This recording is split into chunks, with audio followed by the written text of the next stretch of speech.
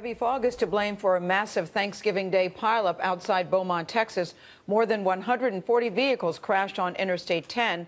As Manuel Bojorquez reports, 2 people died and more than 100 others were injured. Within seconds, disaster struck this stretch of busy highway near Beaumont, Texas. Tractor trailers and cars twisted and ripped apart. Some were sent flying. Within 20 seconds, this truck was airborne with this pushing the Suburban forward. Blinded by heavy fog, drivers became disoriented. Unable to see vehicles around them, one crash led to another, setting off a deadly chain reaction.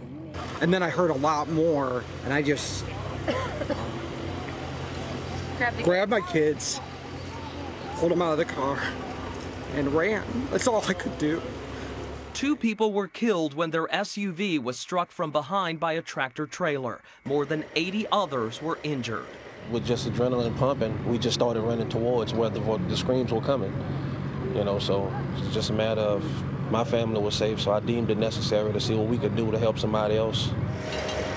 In Beaumont, highway officials tell CBS News there was no prior indication Thursday's fog would be so thick, adding that this stretch of road rarely closes and almost never due to fog. For CBS This Morning, Manuel Bojorquez, Dallas.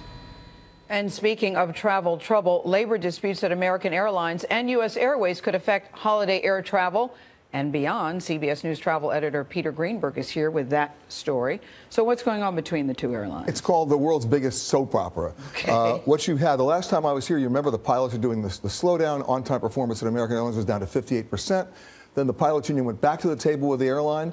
They've now negotiated a deal, which the union wants the pilots to approve. The airline wants them to approve it because they're in bankruptcy.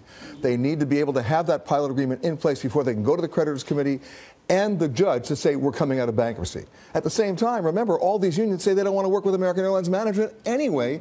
They want to work with the U.S. Air management if there's going to be a merger. Now, put that on hold for a second. Okay. I remember I said soap opera. Yes. Now you've got U.S. Airways flight attendants and pilots. They don't like their management either. In fact, last week, the flight attendants for U.S. Air voted by a 94% margin to authorize a strike. So what we have here is American Airlines, which will come out of bankruptcy. There's no doubt about that.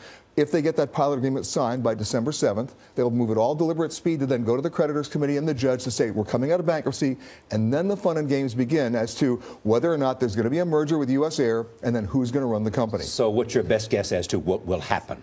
Before January 28th, we will know that American Airlines is out of bankruptcy and who is running the company. Then the question becomes, is there any synergy there between the 2 companies so that it actually operates? Here's the problem for consumers. A bigger company? No, it's going to be a smaller company. Airlines now realize that their only salvation is what? To shrink. Fewer routes, fewer seats. They're no longer fighting for traffic they don't want. All that means is airfares are going to go up, and if you're a frequent flyer, good luck getting a seat. So if you were flying either American or U.S. Airways, would you be concerned? Not at all. Not at all. Not at all. Okay, American Airlines has $5 billion in the bank. They may even get a 20% equity stake from the parent company, British Airways. They're going to come out with a lot more cash than they went in. That's why they filed last November to do just that. Thank you, Peter. You got it. Good to see you. Thanks. Happy holidays. Yeah.